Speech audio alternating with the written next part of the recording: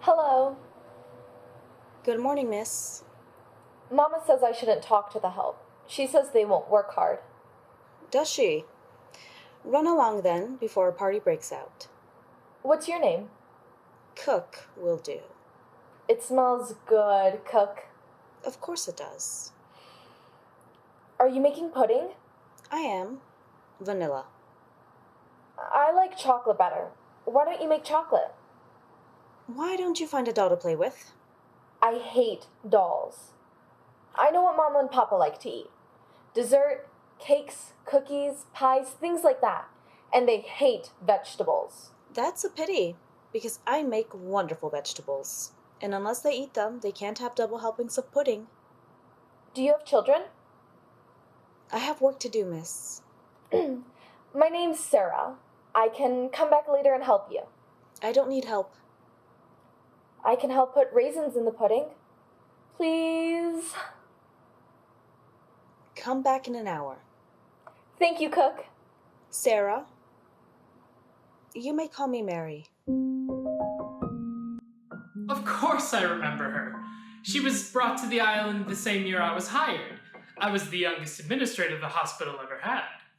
Mary Mallon sued the state of New York to be released from our care, but thanks to the investigations of Dr. George Soper, the specialist in epidemic disease who had tracked her down, we provided the Supreme Court with her medical history.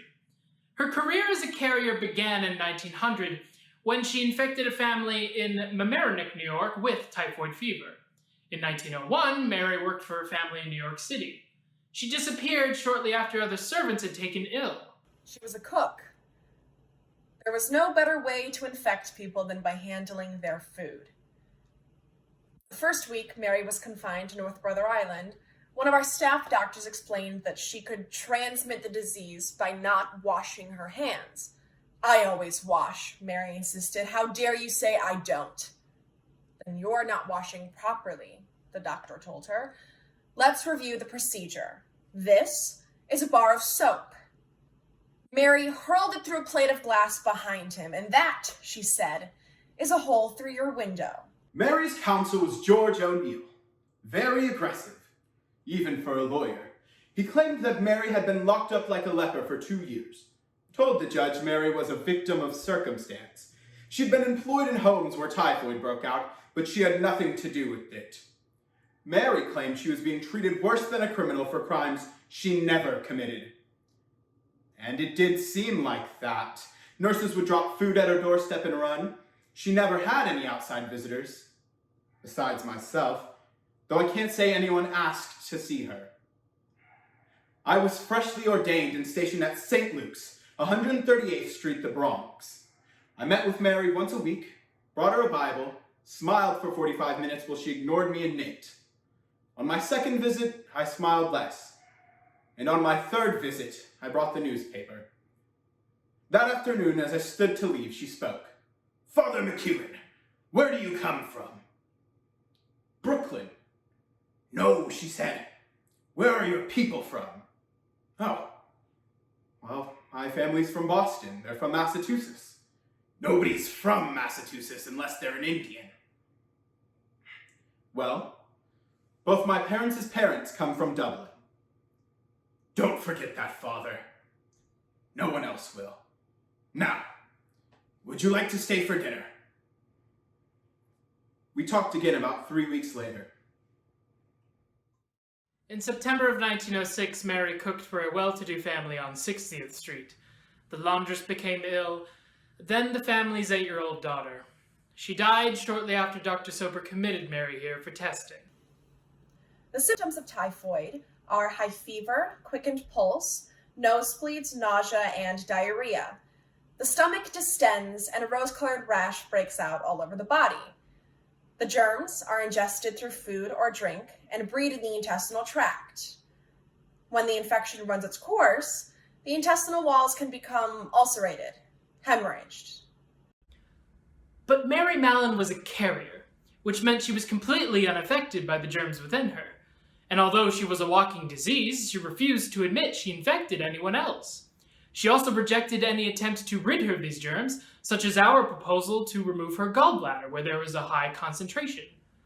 All we asked of her was proper hygiene, to carefully wash her hands with soap, and the woman could have returned to society. But although Mary did not believe in germs, she believed in lawsuits. At my first staff meeting, I announced the court's verdict. They refused to assume any responsibility of releasing Mary until she was fully cured. In the future, I said the responsibility will be ours and the Department of Health's. Justice may be blind, I told my staff, but never politically. They laughed then. Almost everyone.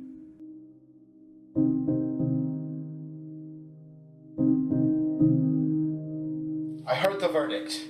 I'm very sorry. Isn't that a lovely view? What's loveliest, Father? The factories in Astoria, gas tanks in the Bronx, or the backside of Rikers Prison? There's the river and the chapel next door. I suppose the view depends on what you choose to look at. There are sometimes boats on the river. Boats? Yes. Lovely tugboats, tugging lovely loads of garbage. You can go now. I brought you these. Lilacs. We have a bush behind the rectory. If you don't like them. Sit if you're going to stay. Tell me, will your lawyer appeal? I doubt it. Why not? He's gotten enough headlines. The newspapers will lose interest. So will he. Have you been reading the papers? Of course, Father. I'd hate to miss the cartoons they draw of me. Witches in aprons cracking skulls like eggs into cauldrons of blood. Those help for a fair trial, don't you think? Some stories seem to be sympathetic. Those were the worst. Do you know what one wrote that I had? No? Manly strength, as if it were a compliment. The doctors say... I don't want to talk about the doctors. Let's not. You said last week you'd been rereading the Bible. You might find Psalms to be of some comfort. I always have. Rest in the Lord and wait patiently for him. Cease from anger and forsake wrath. Fret not in any ways to do evil. I have been reading the Bible, Father. Proverbs also says, hope deferred makes the heart sick. Yes. Of course you have to read things in context. I've been rereading Deuteronomy. Would you like to read it in context? And the generation to come of your children that shall rise up after you, and the stranger that shall come from a faraway land, shall say, when they have seen the plagues and the sickness which the Lord hath laid upon it, wherefore hath the Lord done this? I take some comfort in that. Mary? Shall I get it? They come in any way. Father, Dr. William Mills. Mary? Hello, I'm Father McKuen. Hello. Yes. Mary, I'd like to talk to you. I can wait outside. You've heard the judge's decision. Why don't you stay, Father? Mary, it looks like you'll be with us a while longer, and I think it would be a good idea if you and I... I see you're upset. It's understandable.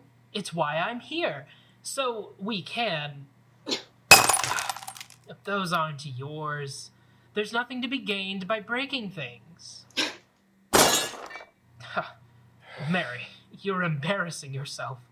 Let's discuss this like ladies and gentlemen, and not some shanty... Mary! No! My flowers. Can we sit? Father? Good. Good. Now, I don't expect you to like us. I'd be shocked if you did. You think we're persecuting you, and I'm not here to convince you you're wrong. I'm here to see what we can do to make the rest of your stay, however long it is, easier on both of us. Isn't that lovely? What do you want? Why don't you go first? I want to get out. We want you to, as quickly as possible. So, if we can cooperate... I won't let you cut me up. I didn't mention any treatment. You said you feel like a convict. What can we do to change that? Let me off the island. Just for visits. Who would you visit? Friends. You told us you had no friends. I could visit St. Luke's. Visit Father McKuen. You could? She could. Probably. We can discuss it. Aren't we doing that now? You don't like our meals. Slop and swill. Well, perhaps you could draw up a list of groceries and you could cook for yourself. What else? Mary loves to read. We have a library in the hospital. It's not very good. Well, most of the patients seem to find something in it.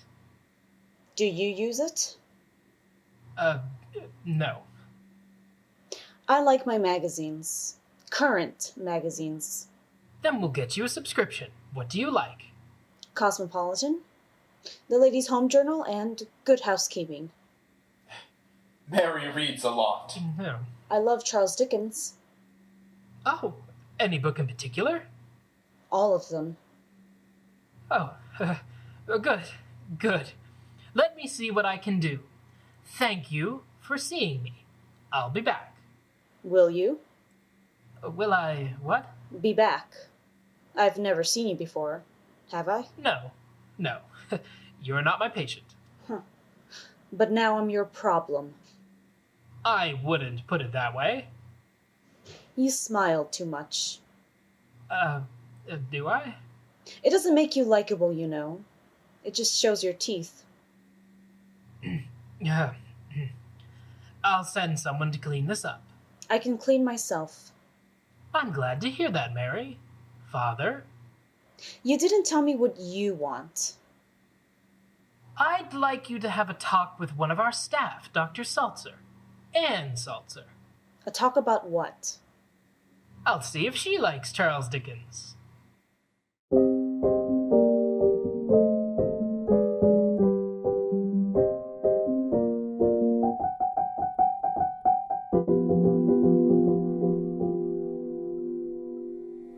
I'm a bacteriologist, not an English professor.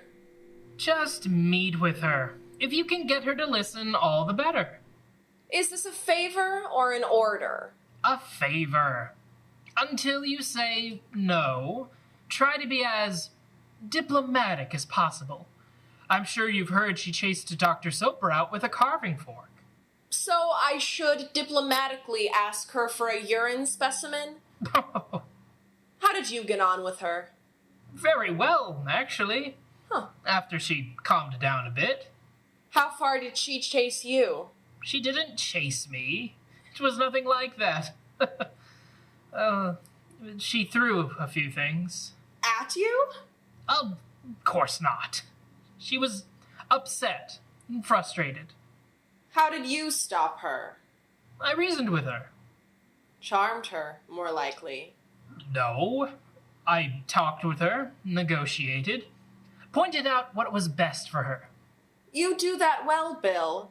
Especially when it's best for you. Oh.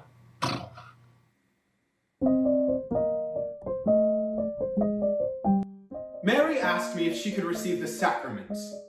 Of course, I said. But you have to make a confession first. I have nothing to confess, she said. I have nothing to be sorry for. At dinner that night with my wife and children, I don't think I heard a word that was spoken until my daughter Elizabeth whispered, "Is Daddy sick?" I turned to say no, of course, when our maid dropped a dish. It hit the floor like a gunshot, and I jumped up shouting, "Damn it!" My family was stunned. Until Elizabeth started giggling. Then all of them were laughing. Even the cook in the kitchen.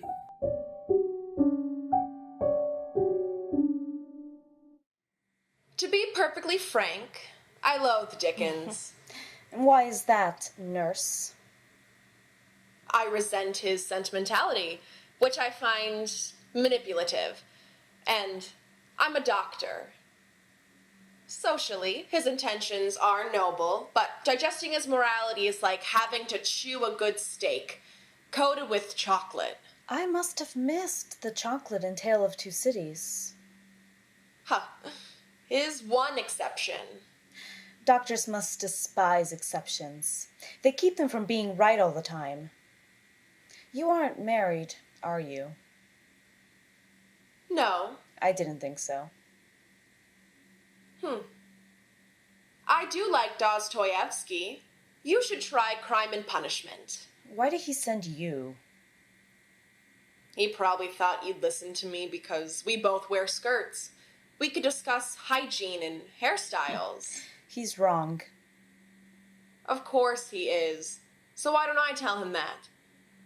There's no sense wasting more of our time. What did you want to talk about? Germs, disease, the reason you're here, reasons you have no interest in. I have interest in getting out of here. If I have to listen to you to do that, I'll listen. You've been told about germs before. I've been lectured repeatedly. But you don't believe in them. Maybe you can convince me, Doctor. Have you brought some to show me? As a matter of fact, I have. This is a microscope. It's how we're able to examine the specimens taken from you every week. We look for germs, bacteria, one-celled organisms that live inside every living organism. Inside of me? Yes. The bacteria that causes disease are called parasites. They live off healthy blood and tissues. The typhoid bacteria are shaped like little rods or bacilli. They grow in long chains. I don't understand any of this. I'll write it down. I'm sure you'll find it easier to follow than Tale of Two Cities. You can see the bacilli now if you'd like. I don't think so. Squinting into the machine pinches your face so. Are you through? Almost. The doctors studying you have been trying to discover ways of eliminating the germs you carry. That's why they've proposed removing your gallbladder. Killing me! Cutting me open and killing me. Can I get you something to throw? They want to kill me because the doctors don't know how to cure anyone. All they know are their lies about invisible germs. This is science. Proven fact. Proven fact. Would cutting out my gallbladder guarantee to kill these germs of yours? No, it would be an experiment. My life. Explain this, doctor. Why didn't everyone in the houses I cooked for get sick if it was my fault? Why didn't I? Why didn't your germs kill me? We don't know all we can yet about typhoid. You know nothing. There aren't enough answers. You're right. I read your case history. There are questions there too. Things you might explain. Like why you changed jobs so often. Why you left every time someone became ill. Would you stay in a house with sick people? But you did stay at first. That's what's confusing. You even nursed the families you infected. But when it kept happening, you realized something was wrong. Maybe not germs, maybe a curse, bad luck, but something you Get carried. out of here! That's why you'd give notice so quickly. You knew the signs by then. The father complaining of stomach pains, the child who couldn't keep her dinner down. Lies! Vicious, dirty lies! You want the truth? Look into the Get microscope. out. Look, they're here. They're They real. aren't mine! They aren't there.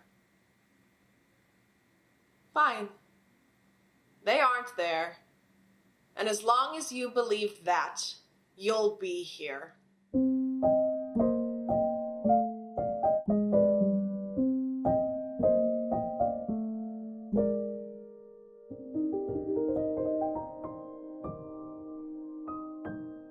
I want to be a cook when I grow up. When you grow up, you'll hire the cook. Then I'll hire you. I'll consider the offer. Then you can let me do the cooking. We'll see what your husband has to say. I have to get married too. If you're that excited about it, I doubt it, no, but you might change your mind someday. Why? That's a question you never remember when you need it. Turn around. You're not married. No, not now. That length will do. You were married? 100 years ago. Take it off. We don't want wrinkles. Mary, tell me, who was he? A man from home. A widower. He was a Crookstown farmer from the country Tyrone. Was he handsome? He had all his hair. He was older than my father. I was 15. Ew! He had spoken to my parents. I had a family then. A big one, with too many mouths to feed. My mother and father stood in the front yard and watched him drive up in his carriage, while my brothers and sisters waited in the house, peeking through the windows. He got out, said good evening, and got straight to business. "Mary," he asked, "is there any chance you could consider me as a husband?" Then he put out his hand. He gave you a ring? A ring? Oh, no, miss. Something much greater. He gave me a ticket to America. I was so amazed. I threw my arms around him, and before you know it, my whole family was hugging tight to me, cheering and crying. So sad and joyful for me to sail away and leave them. I didn't feel like I was marrying a man, but a whole country. And he stood there smiling like he was the one who found treasure. So where is he? He was far up in his years. I told you that. Some people don't live long enough to see their dreams come true. But that's a better thing, I think, than to outlive them. Can we make the strudel now? Yes. I can do the mixing. You will do the mixing. Mary? I'm your family now. I'll consider the offer.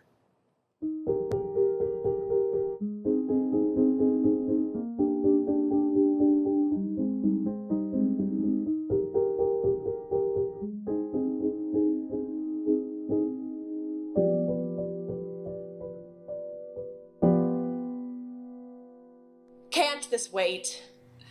No, it's too priceless. The health commissioner got it yesterday. Dear Dr. Darlington, I am 28 years old and live in Lansing, Michigan, where I own a farm which is well known to be a respectable one. Could you please transport your Mary Mallon quietly, as the Michigan authorities might object, to Lansing so that I can marry her upon arrival? I feel badly for her and the trouble she's gotten. Can we get to the point? Oh, just this part, the ending. I have once been insane for a short while, but have now been declared mentally fit by alienists of recognized authority. Sincerely, Clayton Gray. Is this the joke the city's sending her? I'm surprised you and Mary don't get along better. You've both lost your sense of humor. Mary is humoring both of us. She doesn't want help. Well, we need to get through to her. It's important. Why? She's not going anywhere. Not tomorrow, no. Oh my God. You can't be serious. All I can tell you is that all the publicity she stirred up put pressure on the health department. So they're pressuring us. To do what? Cure her. Educate her. Anything as long as we release her. I'm not saying they would, but there's discussion, yes. Among doctors or politicians? The hospital board. Oh, doctors who are politicians. You know as well as I do we've traded dozens of typhoid carriers who are no danger to anyone. Because they learn hygiene. They avoid contaminating others. Exactly. But Mary won't learn. And as long as she doesn't, she can pretend she's a victim instead of a killer. That's ridiculous. Why else do you think she blocks out everything we say? If she believed what we tell her, she'd have to face that too. I think you're making the woman out to be a lot more complicated than she is. You want to gamble to see who's right? There's no gamble. She wouldn't be released unless it was safe to do it. But in the meantime, we need to look at this from all angles. Mary is held here against her will. She has no life, no occupation. We want to stop her from doing the only thing she ever did, cook. And legally, we don't even have a right to do that. You sound like her lawyer. It's easier to look at Mary as a disease and not a human being. I resent that. The truth is, she is a human being. She has rights. So do I. So does everyone in this city. The right to be protected. If Mary takes the trouble to learn... She won't learn! And even if she pretended to, would you trust her? It's like telling a dog with rabies not to bite people and then letting it roam the streets. Except that Mary isn't a dog. She's a woman. Is she, Bill? Will you laugh at my wedding proposal?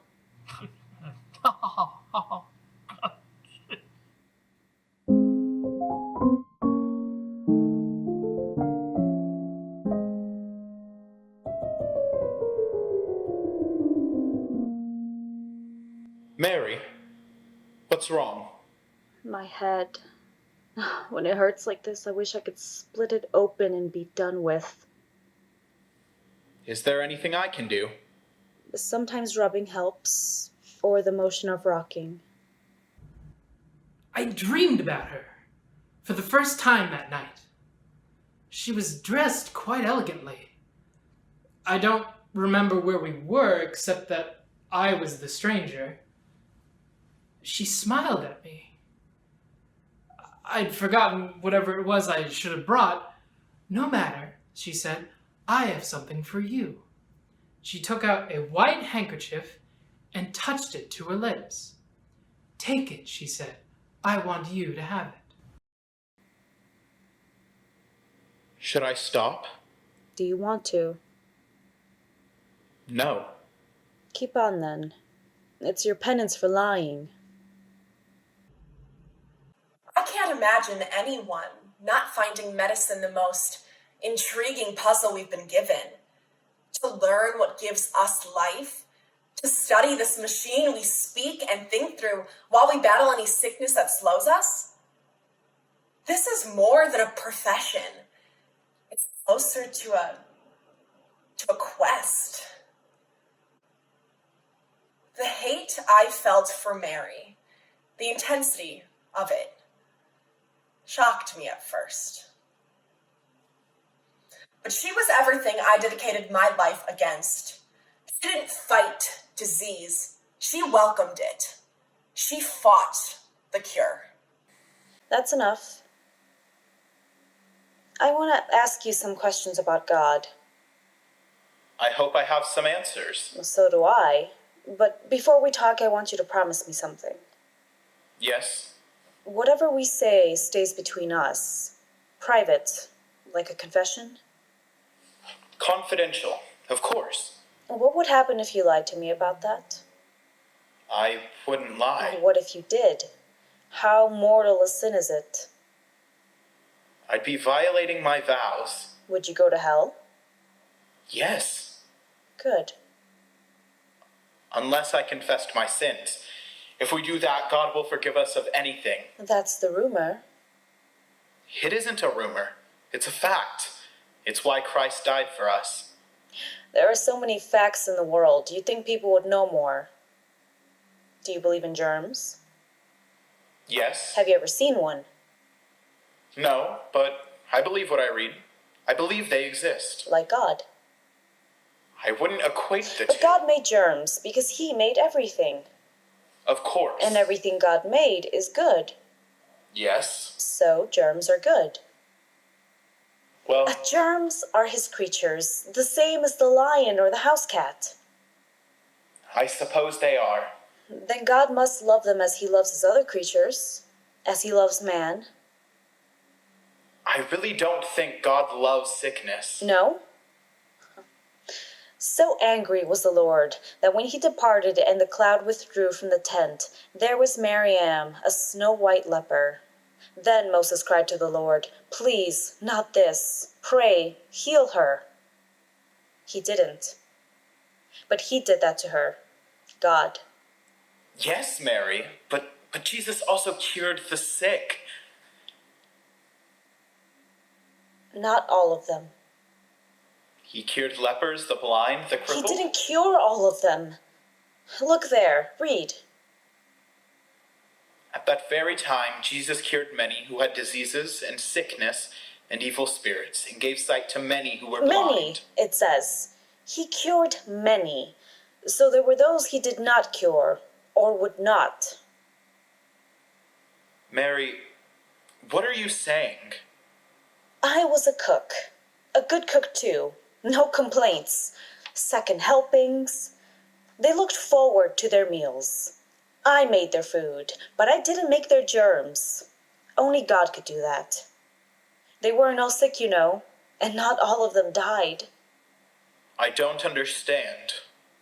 God calls us to him when he likes. We don't know his plans, his reasons. Of course not. We all die. What's a day or a lifetime when we all know in the end we'll all be called to God? You make the best chocolate in the world. So when sickness takes us, is it always a punishment? Or is it a reward? Being called home to the house of the Lord. Don't make the cake. Make more frosting. They call them germs.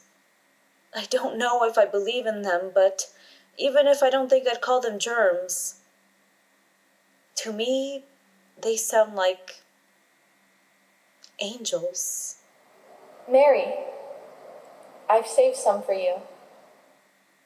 And I saw another sign in heaven, great and marvelous, 7 angels carrying 7 last plagues, for in them is filled the wrath of God.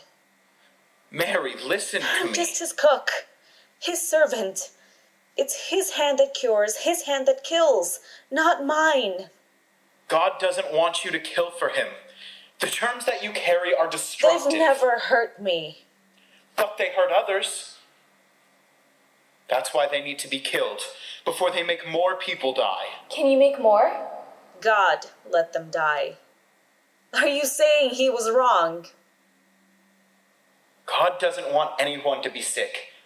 God loves us. He does. How do you know he doesn't love germs more? Mary, I feel cold. It's late. I need to make my dinner. Dr. Kleiss was here. You have to go.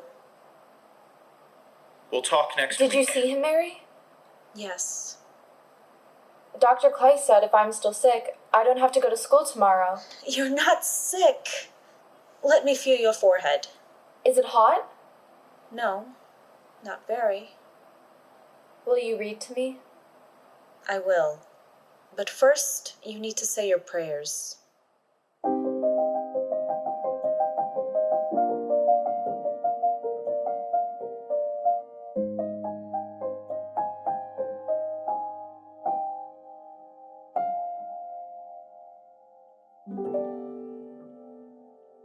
Mary agreed to treatment. Dr. Park from the city bacteriological lab thinks some kind of hyperimmunization might have an effect. Why is Mary cooperating? Well, Mary, maybe your meeting with her helped more than you thought. I'd like you to monitor her medication. You should explain to her the stages of inoculation. Why don't we speak with her together? Well, that's an idea. I have a meeting, but I'll join you as soon as I'm through. I can wait. I think the less formal we are with Mary, the better. The two of you might get more accomplished without me. Bill, this isn't a sewing circle. I'll be there as soon as I can. In the meantime, please tell Mary her chaplain won't be visiting this week. Why is that? I believe he's ill.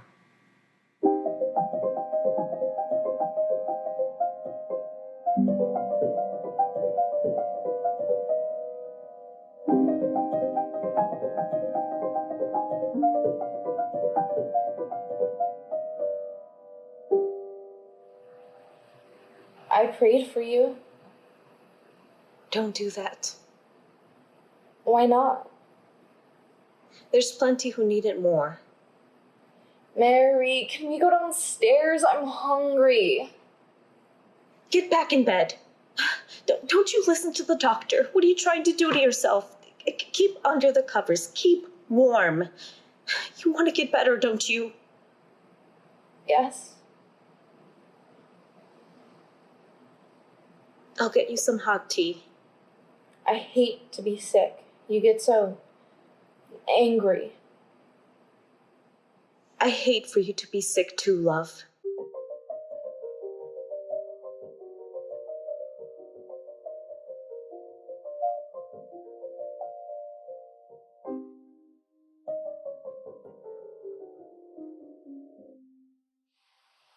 Would you like us to contact another priest? I think my soul will survive the week. We admitted a new patient, a Mr. Martin Fraser. His medical history is similar to yours. I read the papers. I thought you might want to meet him. Why?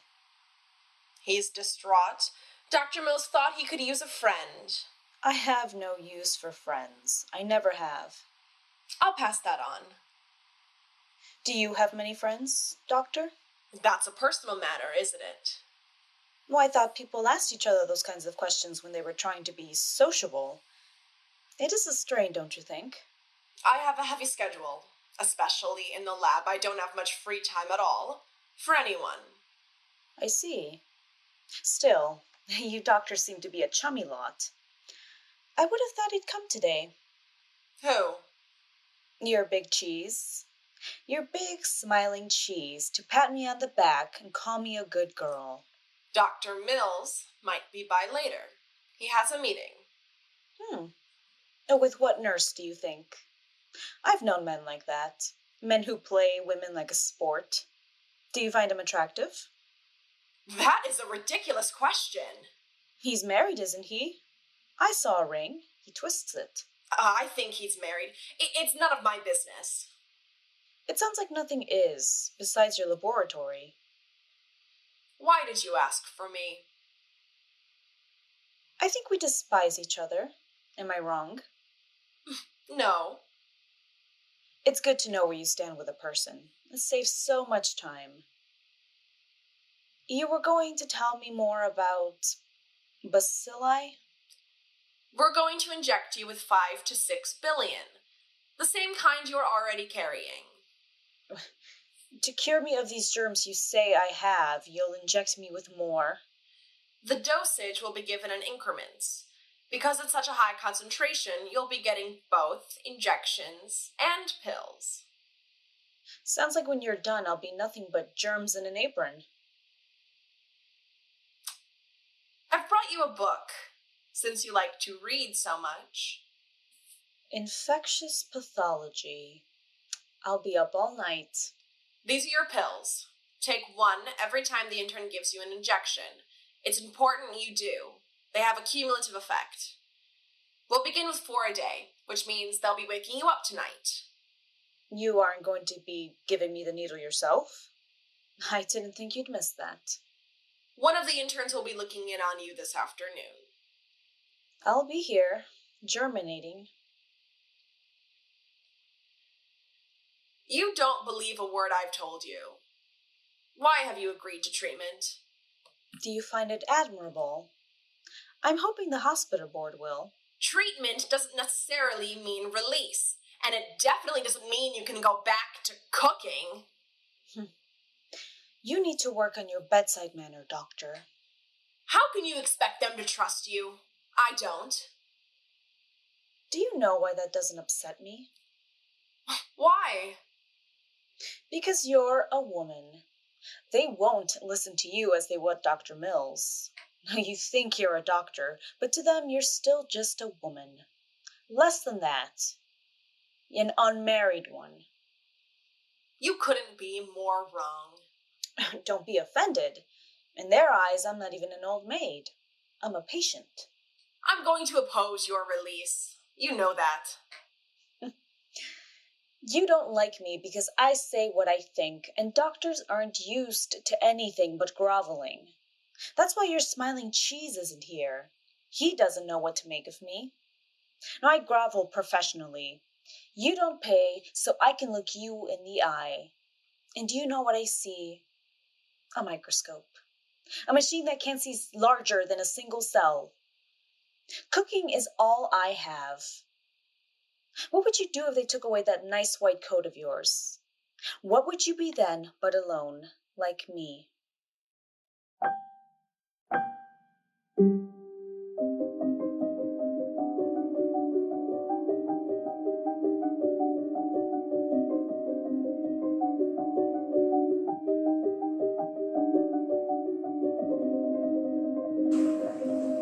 Mary? What are you doing up with a fever?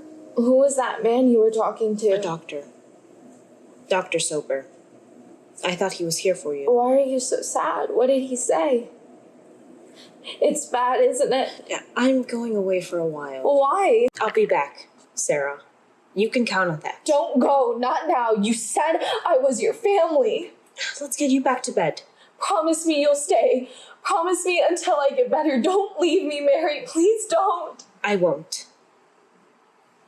I promise. She wants to get out. That's all she wants. I disagree. I think we're making real progress. We're not. Then we need to. I met today with the Department of Health. They want a date for her release. This is all your fault. What fault? You keep telling them what they want to hear. She's fine. She's improving. She's making progress. She is. If she walks through that door, she'll go back to cooking. I trust she won't. How can you trust her when you don't know her? All you know is what the board wants to hear. I tell the board what I believe, and you have a hell of a nerve telling me what it is. I'm running a hospital, not a prison. We're doctors, not guards and judges. Someone has to be. Oh, then who's yours? How many more does she need to kill to prove I'm right? She can't leave here. I can't let that happen. I am the Lord. There is no other. I form the light and create the darkness. I make peace and create evil. I, the Lord, do all these things. Revelation.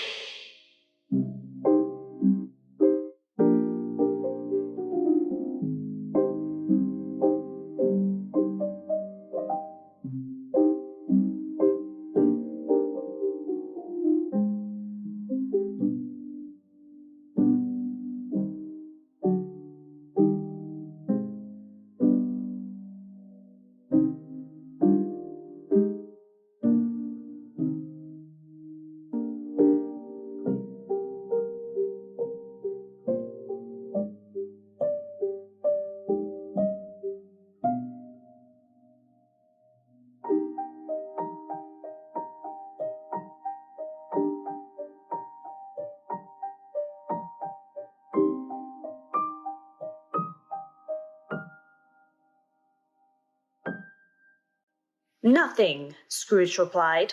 Do his voice. Do you want me to finish or not? Do it. Do it. Nothing. I wish to be left alone. Since you asked me what I wish, gentlemen, that is my answer. I was raised by my Aunt Catherine. My mother and father died when I was 5. Not of typhoid, no. A drunken man didn't see them as they stepped off the curb. His horse and carriage ran into them both. Both my parents died before they were taken to the hospital.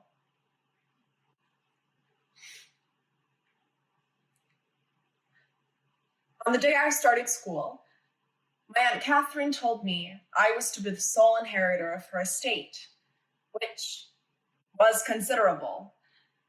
She told me I would have the money to do whatever I liked, to be whatever I liked. Do you have dreams? She asked me. Oh, yes, I said. I want to be a doctor. Why? She asked me. Doctors cure people. I said, I want to cure people. Do they? She said. Dream bigger. All right, I said. I'm going to cure death. Over breakfast, my wife mentioned I had talked again in my sleep. "Who's Mary?" she asked. "No one," I told her. Oh, the eggs were cold. The toast unbuttered, hard as a slate.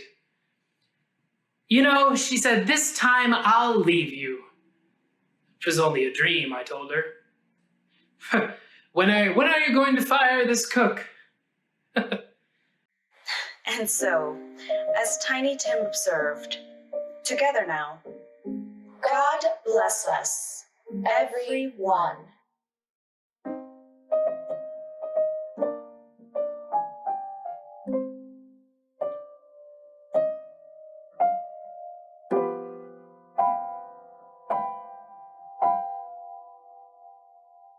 I can't be certain until we go back to injections we can monitor, but according to our tests, she should have a much higher white count. Then you don't have proof she's not taking her pills. What else explains it? We should cut out the pills and double the injection dosage. She's already complaining we're using her as a guinea pig. Complaining to whom? The board. She's talking about contacting her lawyer again, which means the press. Perfect blackmail. She volunteers for treatment and then screams about it. No one is screaming. All right. What we do is this. Give her incentive. Tell her we're concerned the pills aren't effective and she needs to go back to injections, or else we can't give her the release date. What release date? February 19th. We have a week and a half to adjust her treatment. Then she'll have to sign a statement promising to come back once a week. You believe she will? If she doesn't, we put out a warrant for her arrest. How do we find her? Follow the corpses? What would you do? Lock her up for life? To save others, I would. You're obsessed with the woman. Have you talked with her? Spent any time with her at all? I'm not letting personalities cloud the issue, no. She's been examined by 5 specialists. She's agreed to terms of release. She's given her word. Which is worthless. That is your opinion. Don't be stupid. I'm not, Anne. Not stupid enough to keep you on my staff. I'm sorry. I apologize. I'm sorry. You wrote the board. Went over my head. You wouldn't listen to me. You don't think anyone's listening unless they're agreeing with you. I know what you think of me. You think I traded my integrity and, 50 IQ points to sit behind a desk. But you know what you might give a single thought to? The possibility you're wrong. And if I'm wrong, I don't have an alternative if I'm staffing a hospital and not an inquisition. So, you can have your letter on my desk by the end of the day, and we'll call this a resignation. I'm sorry we had to end this way. We ended long ago, Bill. You're only a bad memory. You can leave now. I need to document my lab work. Complete her injections. We'll assign another doctor. 2 weeks. Let me do my job while I'm here. I said no. This time, you don't have last say. And Do you want me to contact the press? Your wife?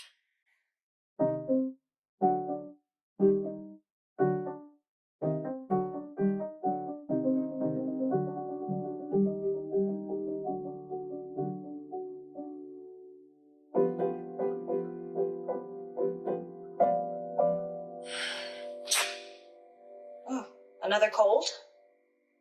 Yes, Gesundheit. thank you.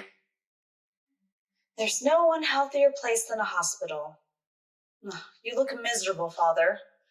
I thought your Bible would cheer you up. Why don't you read a cheerful story like Noah's Ark? There's nothing like an animal story with a happy ending. What are you reading, Mary? I am finished with the Bible. I won't read that again.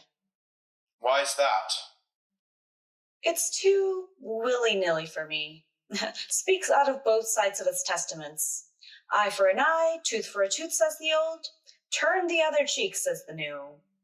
Jesus gushing over the poor on the mount and then complaining to his merrymen when they buy food for those poor instead of perfume for his feet.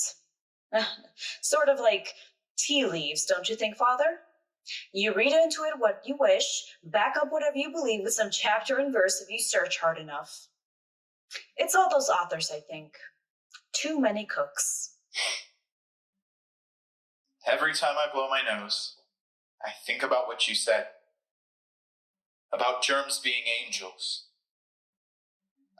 I keep staring at my handkerchief. So that's what's upsetting you. How do you see God? I don't. I'm not that crazy girl at Lord's. What is your real name? Michael. What I mean is, how do you picture him? Michael. That's a strong name. The Archangel. God's general. How does a general picture his commander-in-chief? Unimaginatively, I suppose? The same now as I did as a child. Of course. We are made in his image, you said. That's right. I see him as more of a grandfather than a father, really. White hair and a beard, high forehead, regal, wise, Victorian. Sounds to me like Charles Darwin. Now there's a God for you. Have you read much of Darwin, Michael? I don't want the Monsignor to find the origin of species in the rectory. No. I've only read the newspapers. Now the pictures they draw. Enormous wild gorillas, fangs out to here, and underneath is this great Uncle Charles. I must confess, the more mud they throw, the more I like the man. He doesn't believe in a soul. He hasn't found a fossil of it, that's true. Have you found yours, Michael? It's within me. Ah, invisible, like God, or gas. Good for you. Me, though, I have questions about everything, even Darwin. His step-by-step eat-and-be-eaten ideas. Survival of the fittest. You have read him. Some, yes. He seems to imagine history to be this enormous line at a buffet. The greatest appetite lives on, develop, gobble the smaller behind them. The sparrow eats the worm, the cat swallows the sparrow, and so on until we get to man, who eats everything, soup to nuts. And then what? He dies. Who eats man besides a few cannibals now and then? Man kills man. Murder, wars? Yeah, I know that, but who eats him? Now, why must man die? Who has man on his menu? Who could it be except God? Is that what we must die? To feed him? I can't wait to give him indigestion. Are you afraid of dying, Mary? No. At the worst, it means hell, which can't be much different than this room. And what about you, Michael? Priests have their own keys to the Golden Gate, don't they? There's probably a servant's entrance. Was that a joke? My. What's happening to you, Michael? I'm not sure what kind of God I believe in anymore. That's all right, dear. Believe what you like, just don't turn your back on him. Then, do you believe? I believe in the ignorance of man, which makes all things possible. Gods, the flight of hummingbirds, Atlantis, peach cobbler. Miracles. I believe in miracles. Why?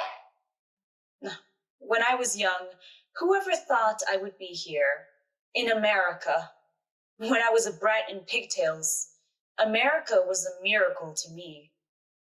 Where did you come from, Mary? It doesn't matter. But It doesn't matter. it doesn't.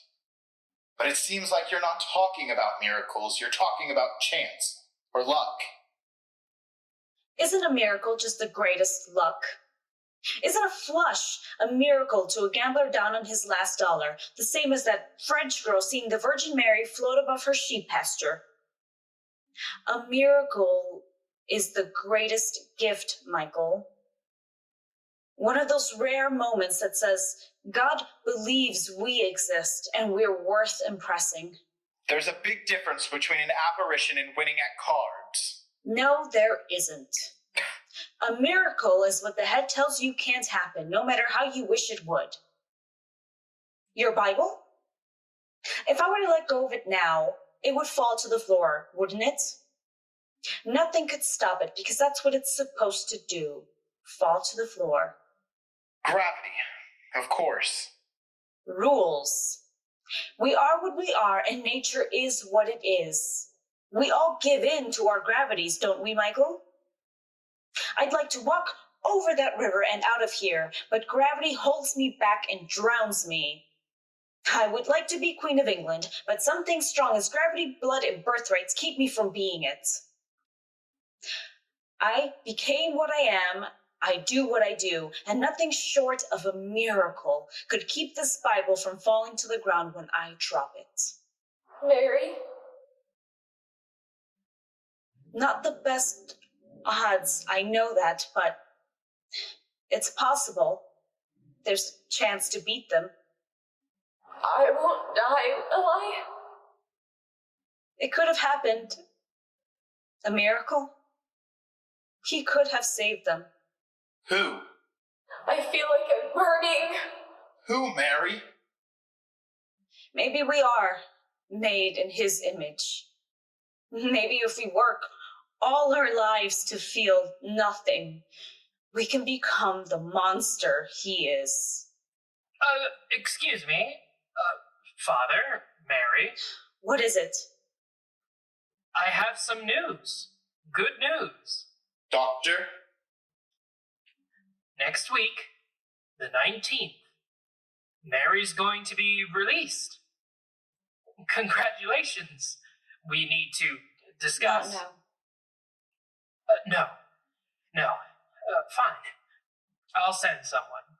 Father? You never dropped it. Your Bible.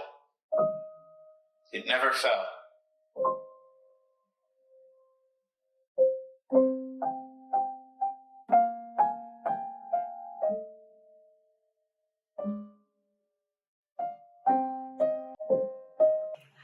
The man who killed my parents went to prison for 7 years and was then released. He was drunk when his carriage ran into them. It wasn't murder he was charged with, but homicide. He didn't even remember doing it. Growing up, I thought 10,000 times about that moment.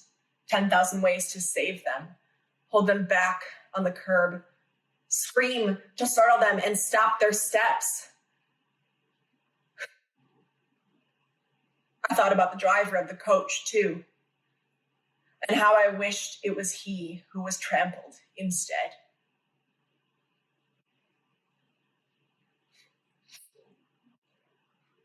I even dreamed about it. I dreamed I was sitting behind the coachmen. I'd see them. My father. My mother. I'd reach out for them, but my hands would push the driver off his seat to his death instead. When I first had that dream, I'd wake frozen in my bed. I was a murderer. Me. But when I had that dream that night, I didn't feel that at all. I had killed a killer. One man died so two could live. It wasn't murder. It was saving life. And I'd do it again if I had the chance. Wouldn't you?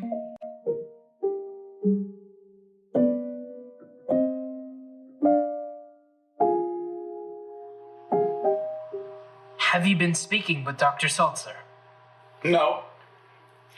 I've come because, quite frankly, I don't know where else to turn. I'm not sure what you're getting at. Do you have knowledge Mary will violate the terms of her release? Isn't there a chance she could infect people she came into contact with in daily life? No. Providing the contact isn't through food handling or domestic conditions. But Mary's sworn to us her days as a cook are over. Has she told you otherwise? I didn't say that. Well then, you've been in contact with her for quite some time. Has she made you ill? Doctor, do you think she's ready to go back into public life?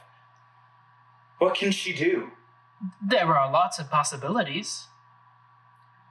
Such as? She could sew. Work in a sweatshop, you mean? She could iron, take in laundry. Typhoid Mary's laundry. She'll change her name, Father. Though she probably doesn't need to. The world doesn't know who Mary Mallon is. And in a few months from now, no one will remember who Typhoid Mary was either. I'm not sure who she is now. The fact is we are not a charitable organization. We have limited funds and beds. There's nothing else we can do for her. Personally, I'll do everything I can. I promise you, Father, she won't walk out of here penniless. That's very kind. I'm sure she'll keep in touch with you, too. She's very fond of you, Father. The staff say they can tell when you visited. She's stronger, less melancholy. You're a real inspiration to her. That's not true. Then let's say it's a testament to your faith. I'll be honest with you, the fact that Mary's as religious as she is, the fact that she meets with you every week, sat very well with the board. Mary doesn't believe in anything. I don't understand. Are you counting on God to stop her from killing again? Of course not. He didn't save the others. Whether he knew or stood by and watched, it doesn't matter, but he didn't stop her. If you're looking for a God, you'd better look in your boardroom, Doctor, because you're the only ones with power to save anyone. You think I don't know that? Do you think it's not on my mind every day? Who's going to be blamed if she's lying to us? You? Her lawyer? The goddamn lab staff? You don't need a collar to have a conscience, Father. So don't moralize with me. You haven't earned it. You won't be the one signing her release. I know that. Father, I am not a Catholic, but I know about your ways, your sacrament, confession. Can I tell you something just between us, in confidence? I've told the board I had reservations about releasing Mary. They asked me for facts, proof, any solid evidence she'd be a problem. I don't have it. Neither do you. We've treated dozens of typhoid patients here. They all go home. They're not a danger to anyone. Why shouldn't we let Mary go? Ungrounded suspicion? Fear? Tell me this, Father, which would be more dangerous?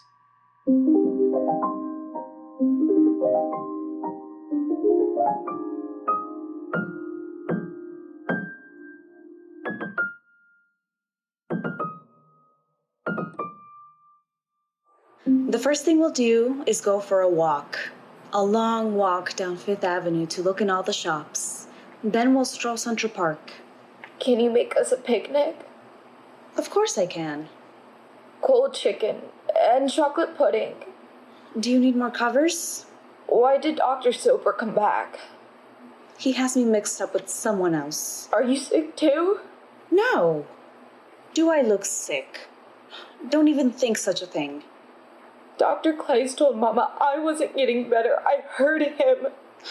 How could he say such a thing? He did. They don't know anything, these doctors. You are getting better. You're better every day. I can see it. I don't feel better. You're tired is all. You sleep more and you'll feel better. You shouldn't be getting up, taking off your covers. You shouldn't be playing or talking so much. You should be resting. My throat hurts. Can you make ice cream, Mary? With nice cold peaches? I can eat that. Hush now. You shouldn't be eating anything. Typhoid germs fester in the intestinal tract, where they breed. Even when they don't infect the host, the repository area can become a breeding ground for other illnesses, like salmonella, which can coexist with the typhoid bacilli in the body or in a syringe.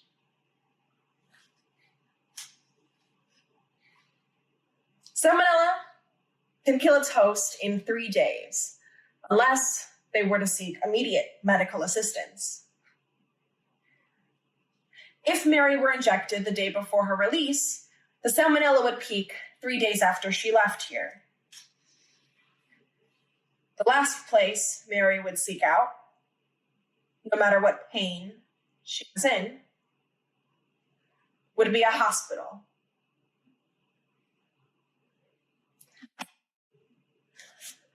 I hesitated only once, deciding the dosage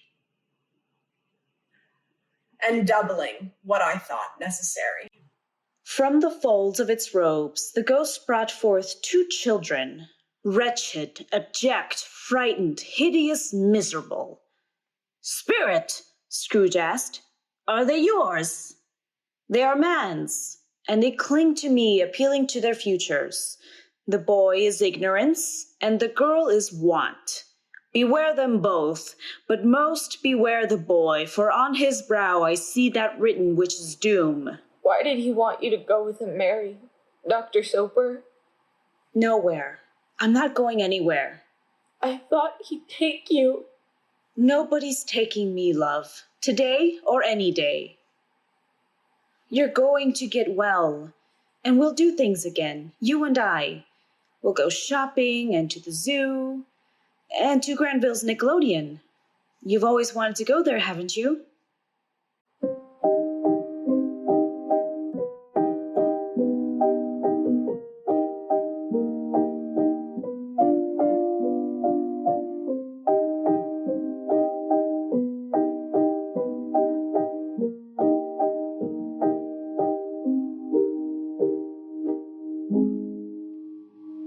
Awake?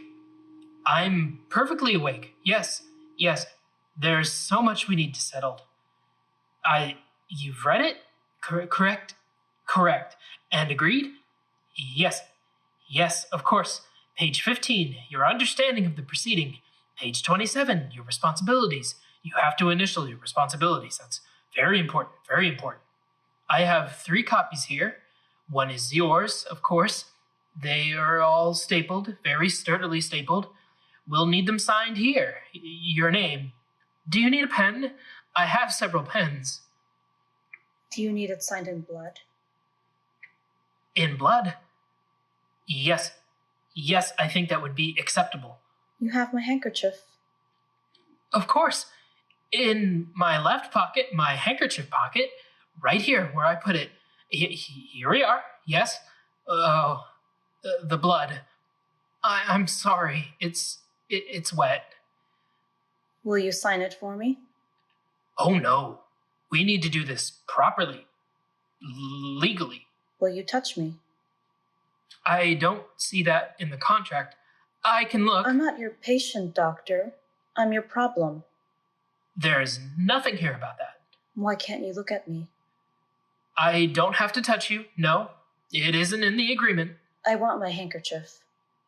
You need to sign this. It touched my lips. I can sympathize with you. I really can, but that is not... There. Signed. Good. Good.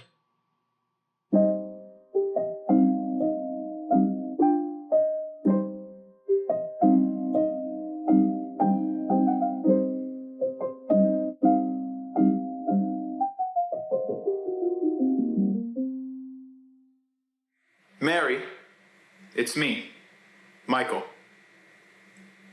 Come in. Or do you want to stand there all night? This is yours. You can keep the Bible. No, thank you. I travel light. The Bronx isn't that far away. I won't be going to the Bronx. The shelter's expecting you. Thank you for arranging it, but I've decided to stay with a friend instead. Where is that? Manhattan. Where in Manhattan? I'll send you the address. There are counselors at the shelter who can help you find work. I've spoken to the director about you. They're good people. You should meet them. That will be fine. When? As soon as I get settled. You have no friend, do you? One, yes. She's dead. Isn't she, Mary? What are you talking about? Dr. Mills wouldn't let me see your medical files, but he gave me the newspaper clippings. The last home you stayed at, the one where they caught you, the little girl there, she had typhoid. That's who you were talking about. The girl who was 8? Sarah? She was sick. I took care of her. I know you did.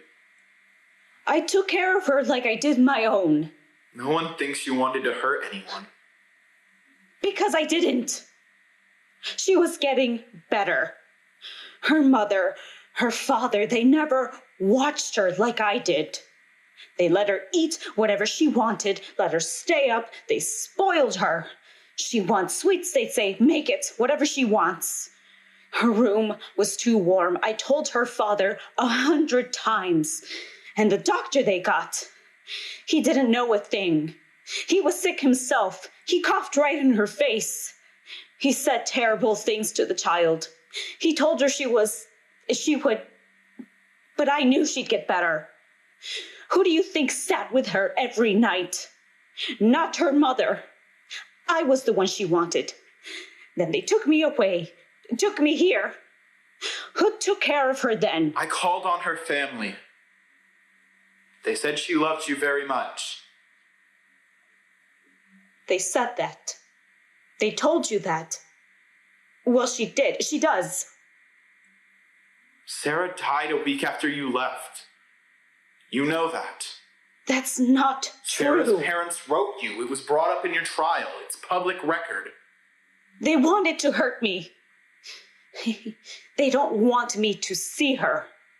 You have to go. I want you to come to the shelter with me. They can help you. No one can help me. Not if you won't accept it. You have to, Mary. You have to realize God can forgive anything we do. I don't forgive him. God didn't kill Sarah. You did. I want to help you. Let me go. You have to face what you've done. Take your hands off me. You killed them, all of them.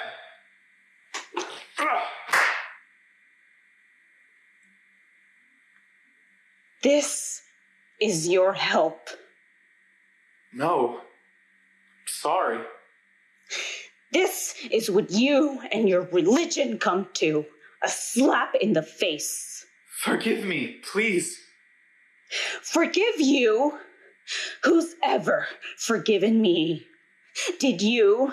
Did he? This Lord of death and silence? You want me to pray, Father. I do pray. I pray there is no God. I do, because that would be better than this God who does nothing. Get out or I'll call the guards. Mary, please. I'm sorry. I didn't know you had company. He's leaving. Come in, doctor. Will you look at my face? Here, my left side. It looks swollen. Yes. How did it happen? Father? I don't understand. I had a fall. He couldn't catch me. You should put something cold on it. Is there ice in your icebox? Don't you have some in the icebox, Mary? Mama said you do. You could use a compress. It will reduce the swelling. Why are you here? I have a needle to give you. The interns give me my needles. I hadn't scheduled anyone. This will be your last before you're released. You don't want me getting away without it, isn't that it, doctor? Yes, that's it.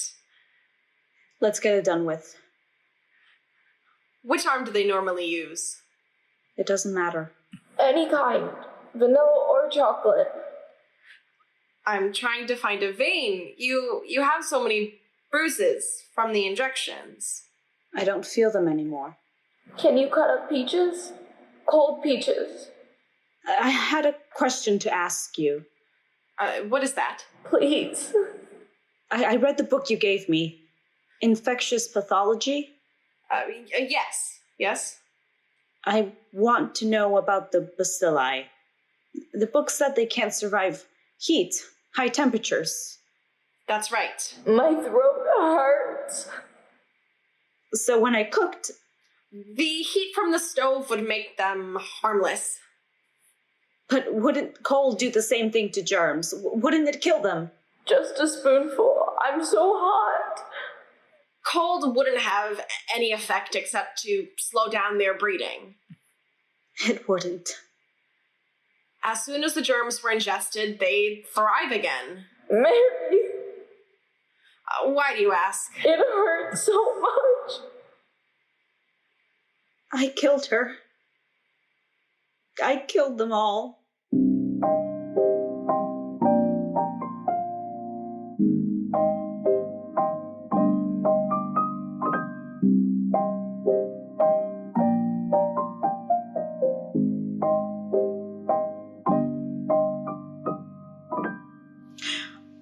On the boat, that's when it came to us. The sickness. All of us shut up in the dark, crushed like cattle on the freezing deck. That's where I had her. A new baby for a new land.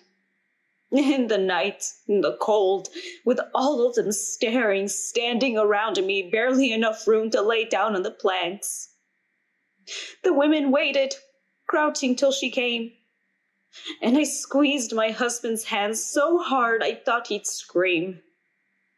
But it was her scream I heard. And I thanked God for it. How was I to know she'd be born with it? Sick, like all of them. I held her in my arms. And she was so beautiful. I held her till the end, then even still. They had to take her away from me. And himself, with barely the strength to stand, he'd only lived to see her.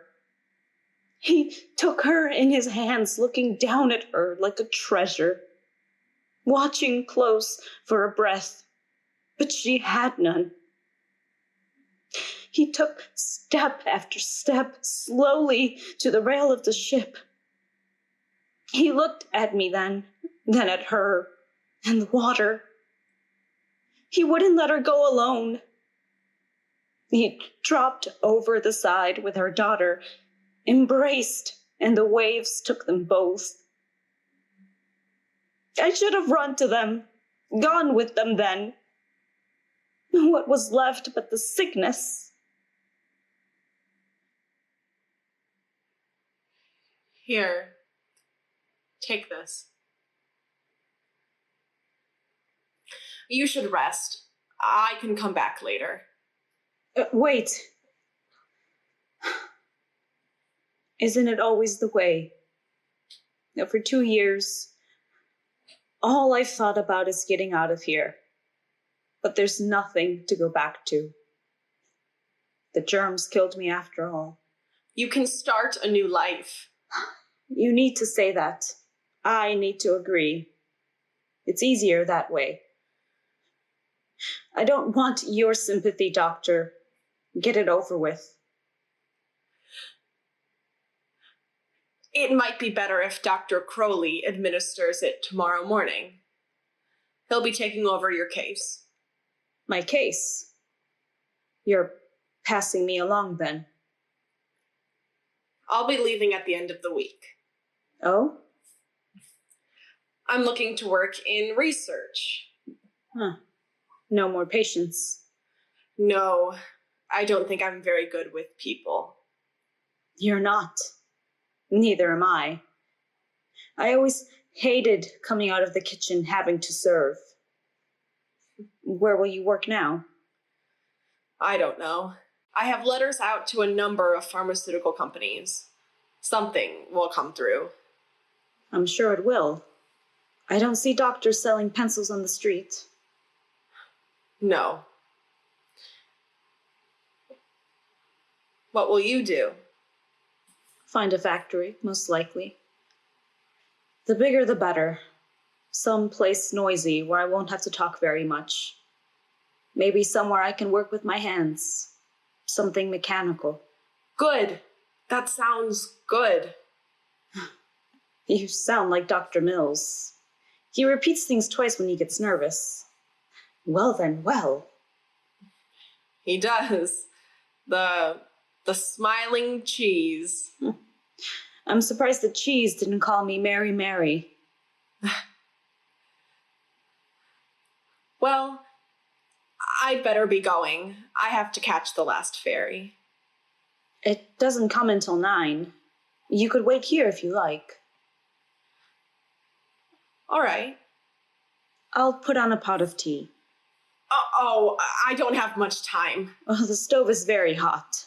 The water boils quickly. It'll be ready in a minute. When's your last day? Friday. 2 more days. Yes.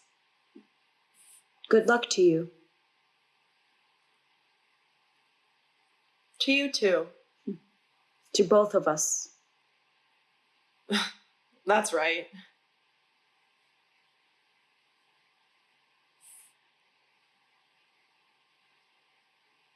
This isn't easy, is it? Being company. Here we are. Give it a moment. Oh, I don't think I can. I can't miss the ferry. I'd better wait on the dock to be sure. It's cold out there. This will warm you up. I've never touched this cup. Ever. It's almost 9. The ferry hasn't even docked. They blow the whistle when they dock. I have to be getting home. It boiled. The water? There aren't any germs. No, of course not. I washed my hands just as you said I should. You watched me.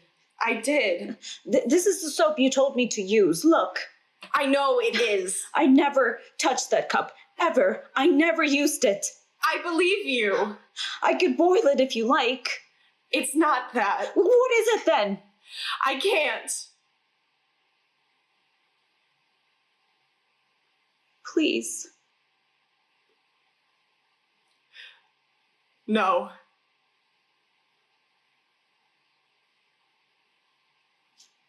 I think I heard the whistle.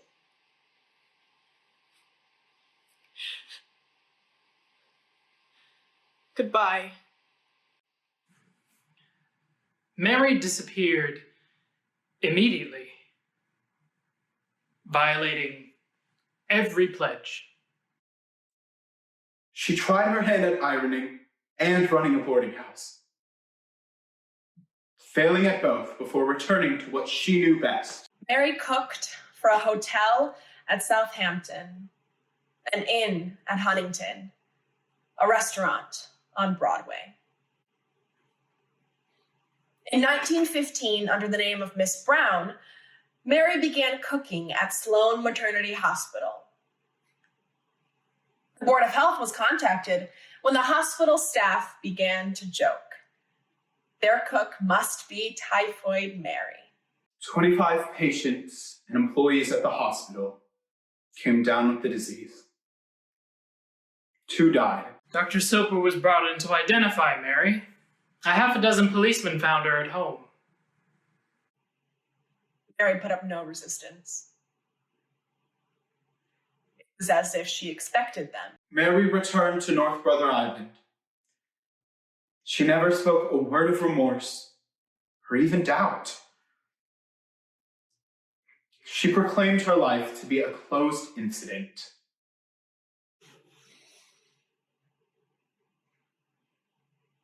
She remained on the island 23 more years, until 1938, when she died from a stroke suffered on Christmas Eve.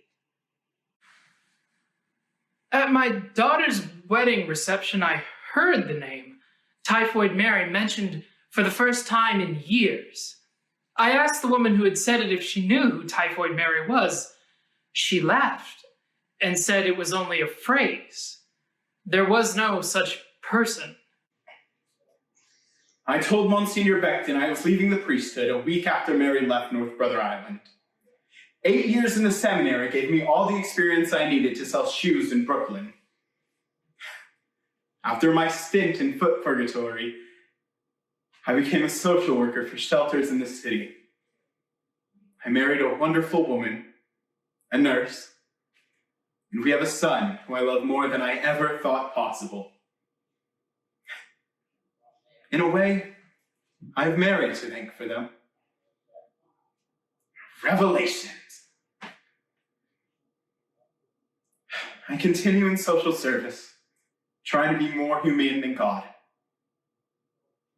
Waiting, but never expecting for him to redeem himself. I could have killed her, but I didn't. I might have helped her, but I didn't. I don't understand her. I don't forgive her.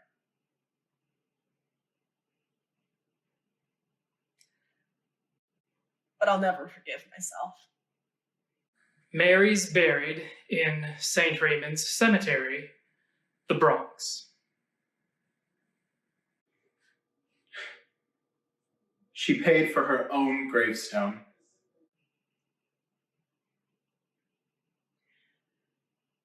It reads, Mary Mallon died November 11th, 1938.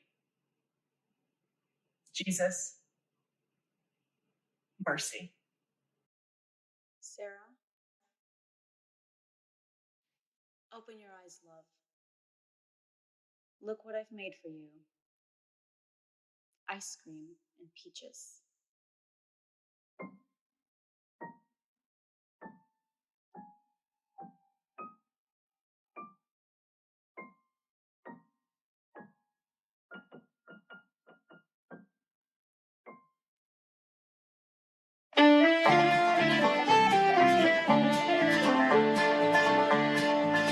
I was born on a Dublin street where the Lyle drums did beat.